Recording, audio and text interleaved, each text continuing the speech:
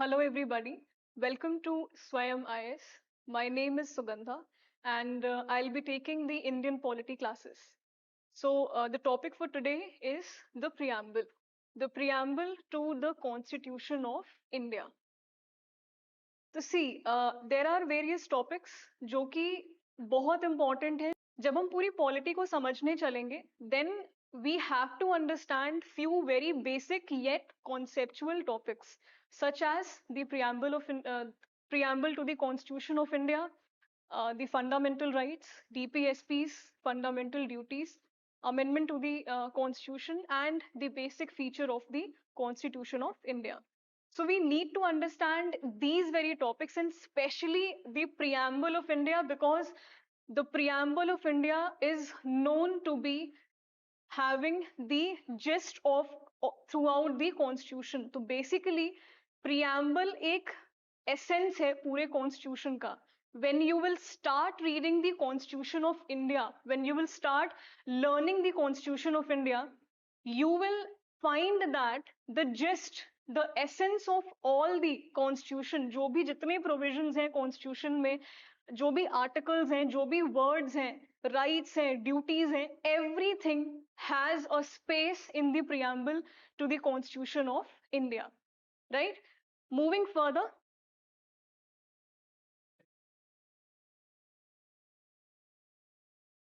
let's have a look onto the preamble of India. Basically, अच्छा, एक important point यहाँ ये भी है that although UPSC has never asked to write the preamble as is, but you won't be, you will be surprised anytime when a question in mains can come that सिर्फ पूरा का पूरा preamble लिख दो.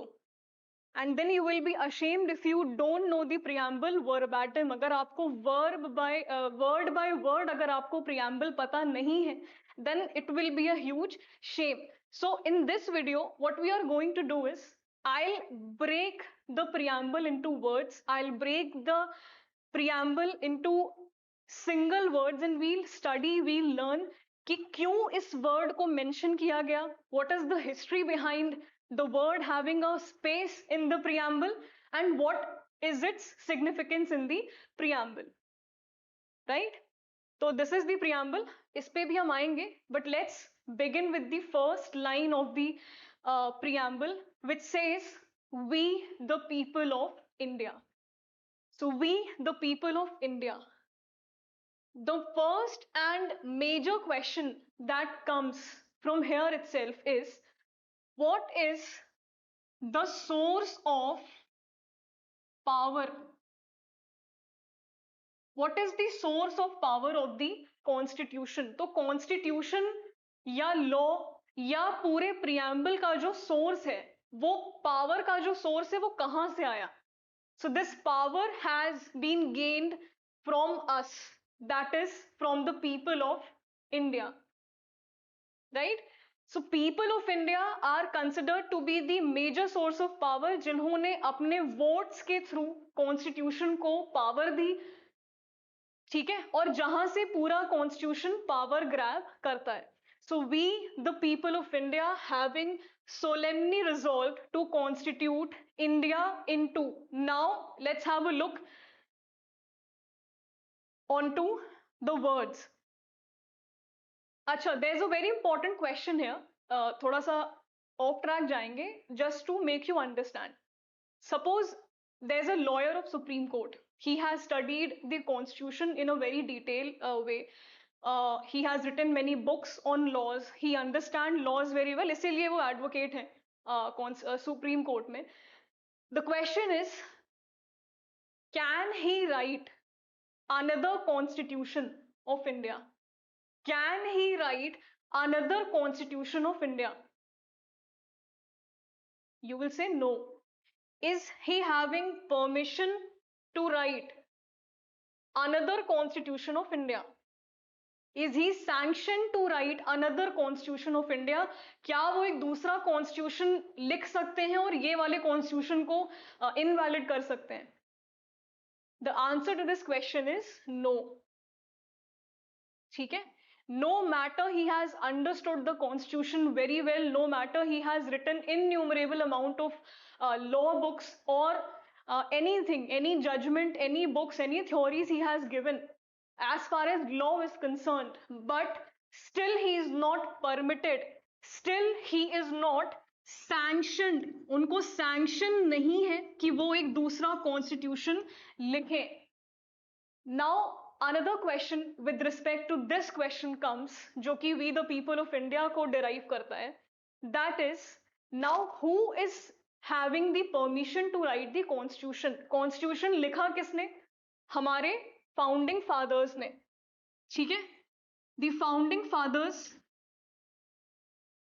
and especially Dr. Ambedkar, he has written the Constitution of India. Now, who has permitted him, who has permitted our founding fathers to write the Constitution of India?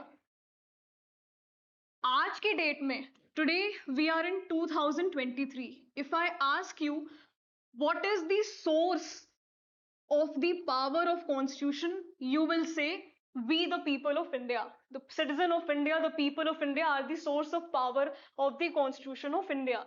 Second question, if I ask, who has sanctioned the parliament, who has sanctioned the parliament, or for that matter the constitution makers to write the constitution, the answer would be we the people of India.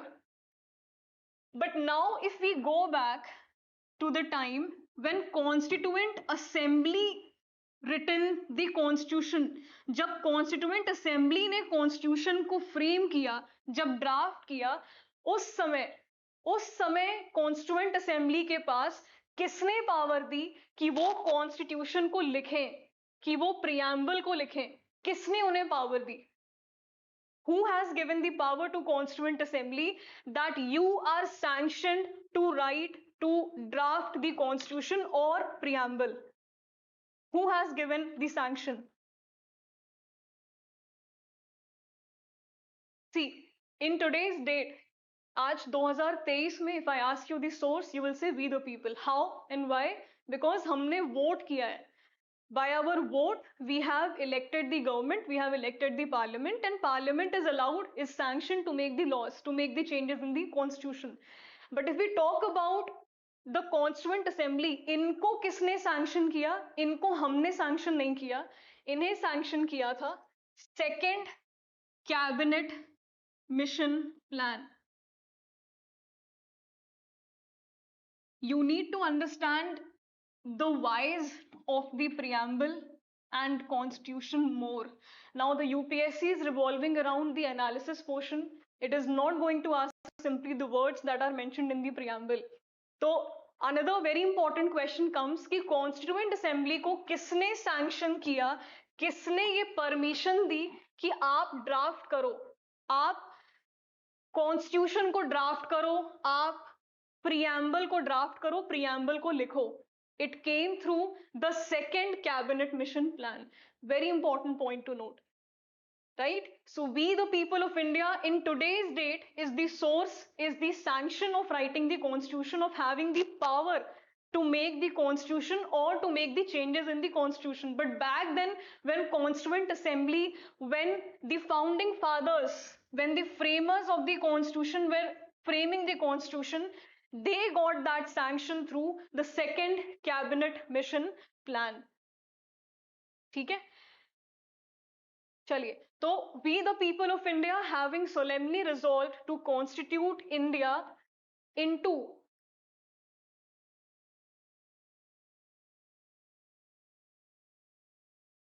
the next lines are into sovereign, socialist, secular, democratic republic. अभी जो हमने देखा इसके पहले, this was the source of constitution, source of power, है ना?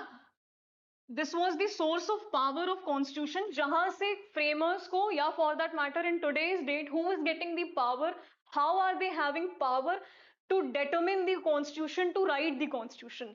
Next जो part है preamble में, that is into sovereign, socialist, secular, democratic republic. This is the character of the preamble. This is the character of the preamble, as in the preamble is telling us that we, the people of India, are constituting ourselves into so and so character. We'll be going through these words. Only memorizing these words is not enough. ठीक है, इसके एक एक detail में जाना है, and to the major detail, to the major analysis of each and every word we need to discuss. पहला word है sovereign. If I ask you, what do we mean? What do we mean by the term sovereign? You people will generally answer that India is an independent nation and it is not dependent upon any external nation. ठीक है, this is the common answer people give. Now another question. So all in all, India एक independent nation है और किसी external, suppose this is India, किसी external factor पे, किसी external nation पे कोई पावर नहीं है कि वो इंडिया को डोमिनेट कर सके. This is what we get to understand through the word sovereign. Now my question to you is, we know that India is a member of United Nation organizations. UNO someday calls you and tells you that send your army. We need to have army for the peacekeeping forces. ठीक है, it can sanction you. UNO कल को आपको call करके कहता है कि send your army for peace keeping forces.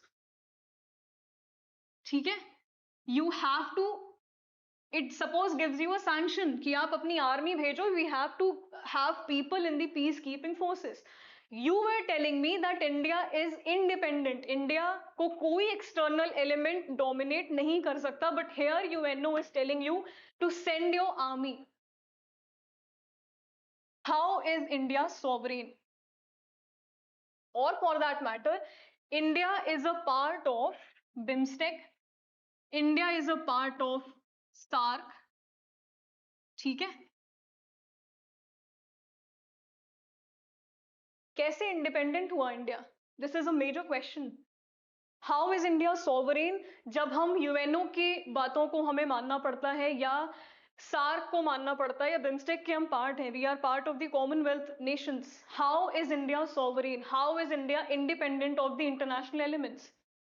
The answer to this question is yes. Despite that India is a member of UNO, despite that India is a member of SAARC and BIMSTEC, इनकी कोई भी sanction, इनका कोई भी element हमारे ऊपर binding नहीं है. दे कैन टेल अस कि listen, you have to do this or you can do this, but it is not binding on India to follow what they are telling us. This is the main crux of India being sovereign. ठीक है, next question इसी से related है. हमने ये देखा कि India sovereign है. ठीक है, तुम तो इंडिया नहीं हो ना, you are Indian, you are a citizen. क्या इंडियंस सोवरेन हैं? Are Indians, the citizen of India, sovereign? Think and answer this. Sovereign का मतलब कि हमें कोई बाउंड नहीं कर सकता, बाइंड नहीं कर सकता. हम किसी पे इंडिपेंडेंट नहीं है. We are free to do whatever we want. someday you tell me that these four people are my enemy और आप गन्स उठाते हो, आप इन्हें फायर कर देते हो. An explanation you give is कि हमने क्लास में पढ़ा था that we are sovereign, we are free to do anything, right? Hence I shot these four people. Is it right? No. Why it isn't? We saw that India is a sovereign nation. But Indians sovereign नहीं है. Indians की sovereignty जो है that is not absolute. That is not absolute. Why?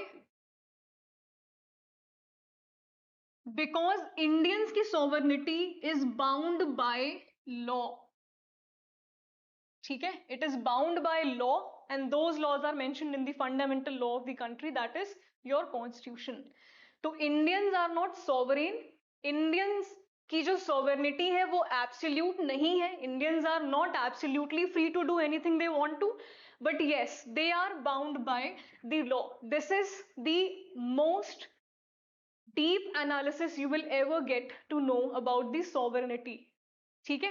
Coming on to the next term, अगर आप ये समझ गए, you have understood the word sovereign. Next word is socialist. When I say this term socialist, socialist से कई बार हमारे दिमाग में एक टर्म आता है Marxist socialism. Marxist socialism, you might have heard about this term. ठीक है. चलिए, let's have the explanation of this term as well. Marxist socialism का मतलब ये हुआ कि जो state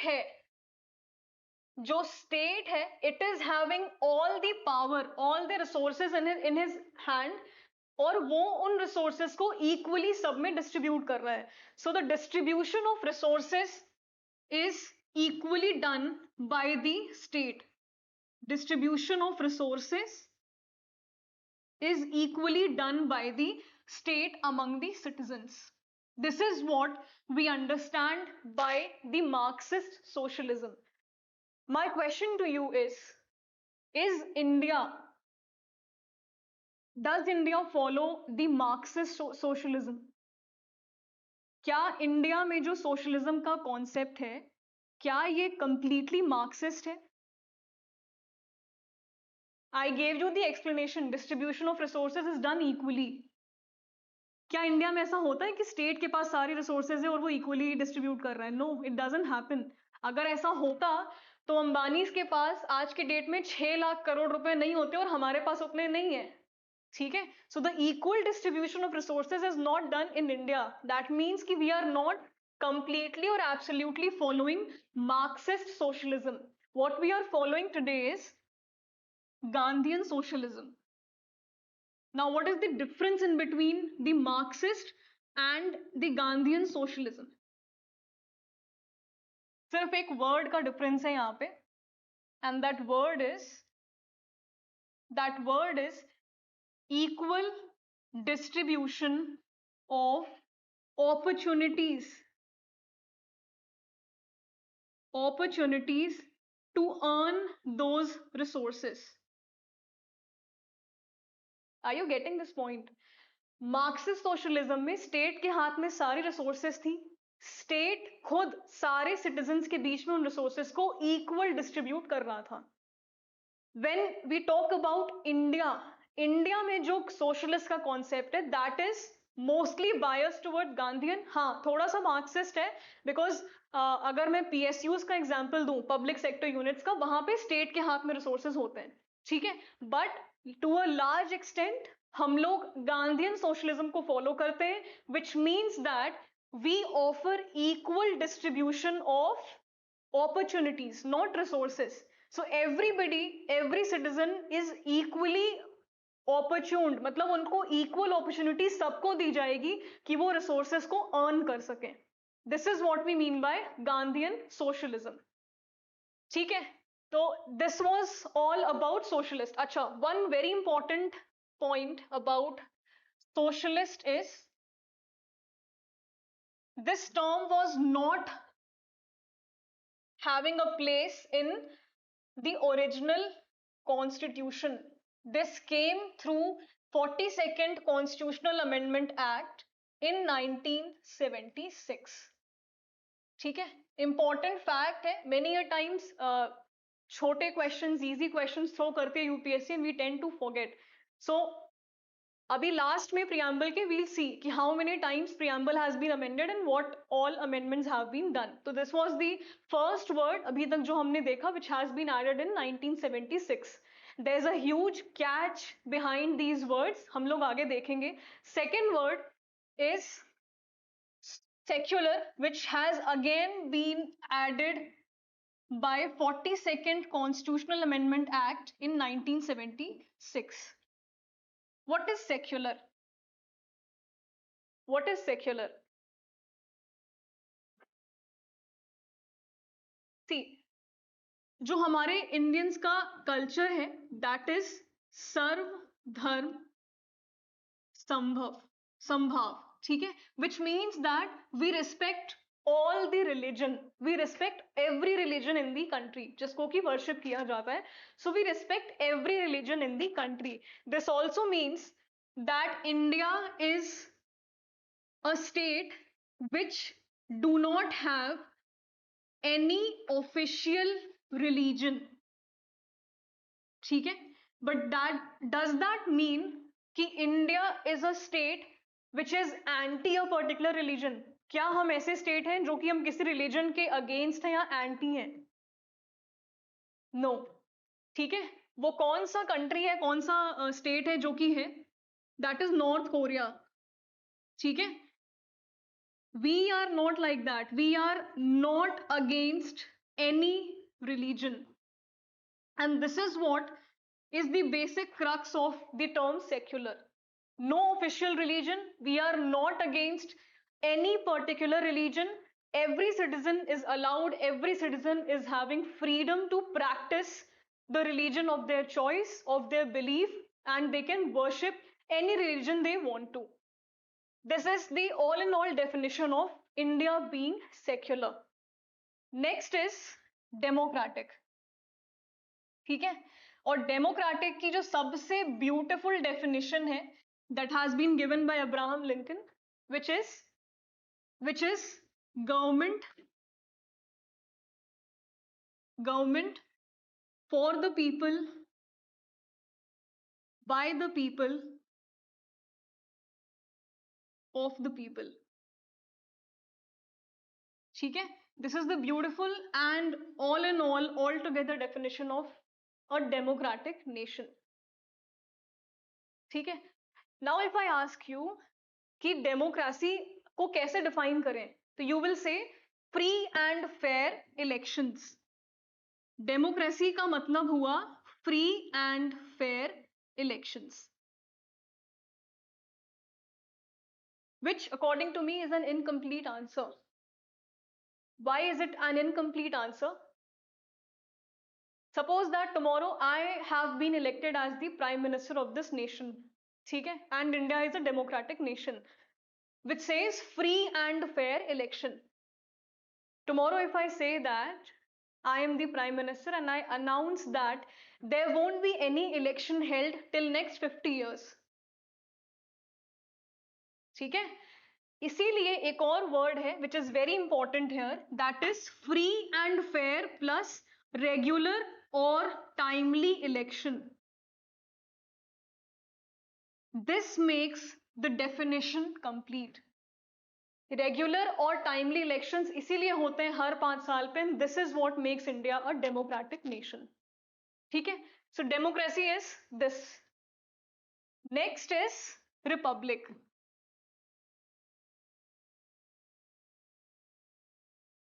what is Republic?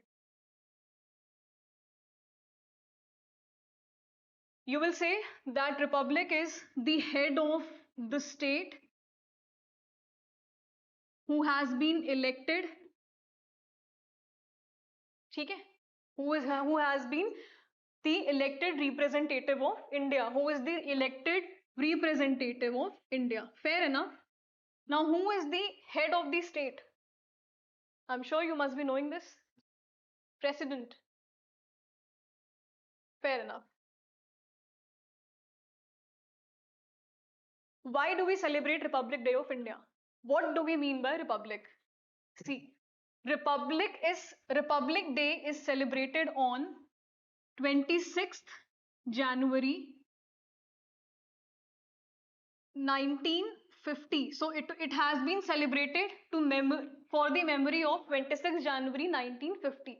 Why do we celebrate Republic Day so much? क्यों हम उस दिन छुट्टी मनाते हैं, परेड होती है, we celebrate a red letter day? Why is this day having such an importance? What do we mean by republic? Understand. अभी पीछे ही हमने समझाया कि डेमोक्रेसी, सपोज इंडिया रिपब्लिक नहीं होता, ऐसे समझिए, इंडिया फॉर वंस अंडरस्टैंड कि इंडिया रिपब्लिक नहीं है, इंडिया सिर्फ डेमोक्रेटिक है. आई एम दी पीएम, ठीक है. इंडिया बीइंग डेमोक्रेटिक का मतलब क्या हुआ? दैट गवर्नमेंट को इलेक्ट किया किसने? सिटीजन्स ने. Government is elected by the citizens, free fair timely election के थ्रू गवर्नमेंट आपकी बन गई. Now the next day government एक लॉ पास करती है जहां पे ये लिखा है कि from now on only the males of the society will be getting a job. No female is allowed having a job to do a job. Is this fair? No. इसीलिए republic को रखा गया सो that we have a constitution of India. 26 जनवरी 1960 को constitution of India enforce हुआ था. ठीक है. Now you will ask me कि यू आर टेलिंग अस कि 26 जनवरी को कॉन्स्टिट्यूशन एनफोर्स हुआ था, what is the relevance with the head of the state, president? क्या उस दिन प्रेसिडेंट पहली बार इलेक्ट हुए थे? नहीं. उस दिन तो कॉन्स्टिट्यूशन एनफोर्स हुआ था, राइट?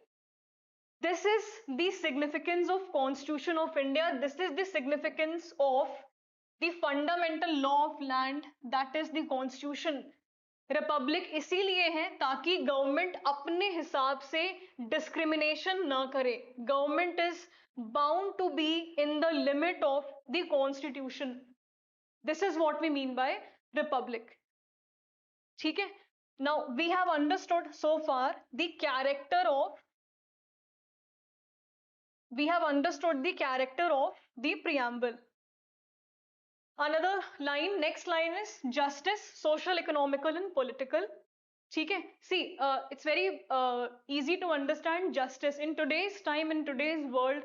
The main essence, अगर आप इस पूरी बातों को एक निचोड़ निकालोगे, एक conclusion निकालोगे, you will only see this कि we are only fighting for justice. ठीक है. सबको अंत में न्याय ही चाहिए. Anybody, any section of society is being uplifted in terms of employment, in terms of admission into the institute, that is only because they are given justice. ठीक है.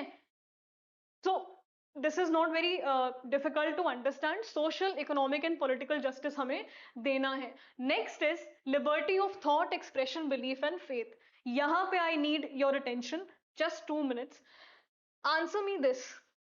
अभी हमने देखा था कि socialist, I'll write it here only. चलो, secular को हमने देखा कि सेक्युलर जो वर्ड था that has been added through 42nd amendment act in 1976. If I ask you, क्या 76 के पहले और 1950 जब से हमारा कॉन्स्टिट्यूशन एनफोर्स हुआ है, क्या इन 26 सालों में हम सेक्युलर नहीं थे? इनडायरेक्टली थे. कैसे?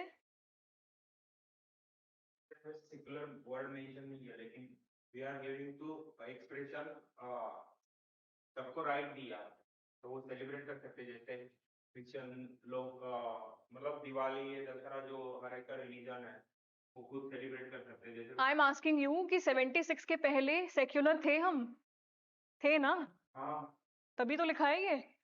तो जब हम सेक्युलर थे तो इंदिरा गांधी जी को क्या जरूरत पड़ी इस वर्ड को ऐड करने के लिए?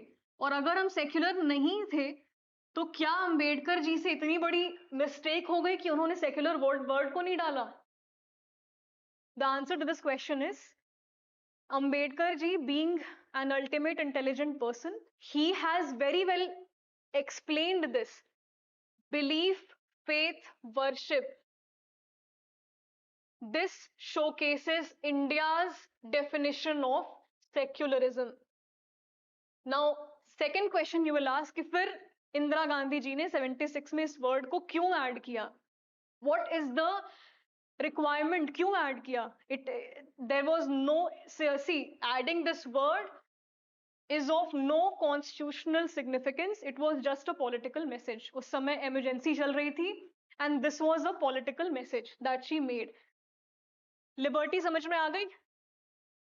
Another is equality of status and opportunity. Another catch. हमने समझा था socialist के बारे में कि socialist को भी 1976 में ऐड किया गया.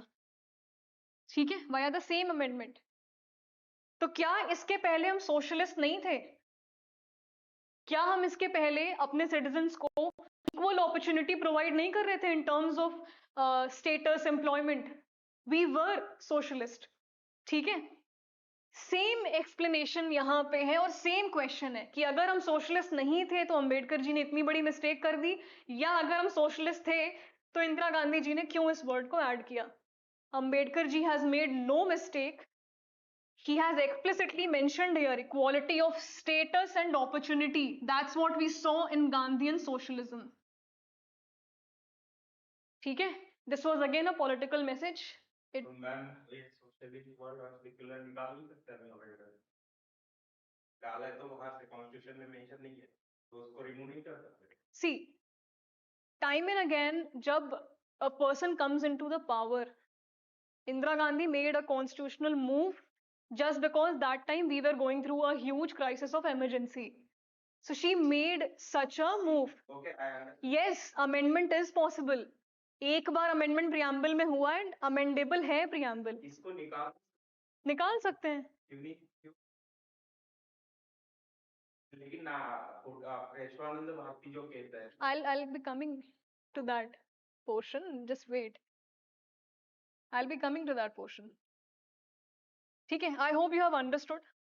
Next is fraternity, assuring the dignity of individual and unity and integrity. Again, this is the third word which has been added in 1976. Fraternity का मतलब क्या हुआ? Brotherhood. Can you explain the brotherhood in terms of fraternity or India being a fraternal state? What is the best example of India stating the huge example of brotherhood? We follow single citizenship. ठीक है, we are not the citizen of state of Punjab or state of UP, state of Bihar. Single citizenship जो है ये एक ultimate power है that explains India being a fraternal state. हम भाईचारा maintain कर रहे हैं, हम पूरे देश में सिंगल सिटीजनशिप है. There is no acceptance of dual citizenship.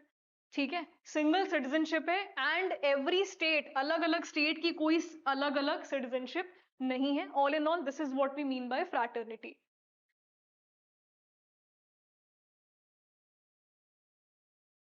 Last line, in our Constituent Assembly this 26th day of November 1949 do hereby adopt, enact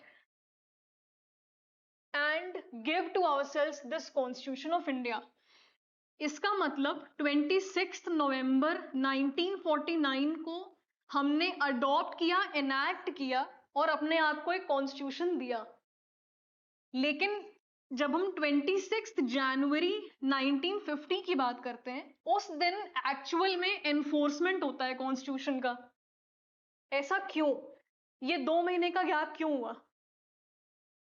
Do you understand the historical significance of this date, 26 January? पूर्ण Swaraj, Jawaharlal Nehru, yes, Ravi river के पास में इन्होंने पूर्ण स्वराज को declare किया था on this date only. That's why 26 January was kept as the date for the enforcement of the constitution. ठीक है, we have understood word by word what preamble has to tell us. अच्छा, एक important case है इससे related which is Berubari case in 1960. So Berubari case 1960 में एक इसका background है, case का जो background है that says कि preamble is just the introduction of the constitution. It doesn't have relevance more than being a header of the constitution. तो ये एक सिर्फ header है, एक सिर्फ introduction है constitution का. ठीक है, but it was cleared in Kesavanand Bharati case. Supreme Court overruled its judgment in Berubari case in 1960 and said that no, it is very well a part of Indian constitution. Number one, it is amendable. It has been amended once. 3 words were added. It is amendable and it is non-justiciable. Non-justiciable का मतलब हम लोग कल को supreme court के पास भाग के नहीं जा सकते that sir the state is not enforcing the preamble. ठीक है, we can't go behind the court running for enforcement of the preamble. It is non-justiciable. Now if I ask a quick fact check, what is justiciable? What is justiciable for which we can run to the court? What can be enforced? What is justiciable? Fundamental rights. ठीक है, you can run article 32. तो fundamental right justiciable है, preamble justiciable नहीं है. ठीक है, N Palkiwala said that preamble is a ID card to the constitution, but can you understand the depth of this word, just an ID card? No, the preamble, as we have seen, it has the essence of the constitution in it. वो हर right, वो हर word इस पूरे preamble में stated है. ठीक है, this was it about the preamble. I hope clear हुआ होगा. So thank you and I'll see you in the next video. Thank you for viewing this video, and this is just an introduction video of the institute Swayam IS. Soon you will be getting more videos. The batches are starting soon, and you can visit the website, you can visit different social media platforms to see the information of the batches. So to stay updated, you need to subscribe the channel, and thank you for viewing this video.